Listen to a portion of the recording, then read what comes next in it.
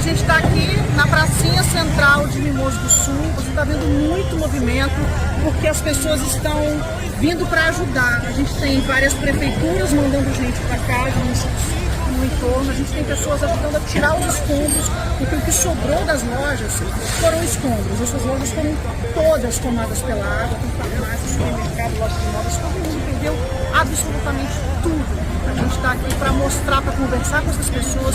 O Gazeta Meio Dia hoje vai ser ao vivo, estadual, direto daqui de Mimoso do Sul. E mais cedo, tá? A partir das 11h30 da manhã, a gente se encontra para você entender o que está acontecendo depois dessa chuva toda aqui no sul do estado.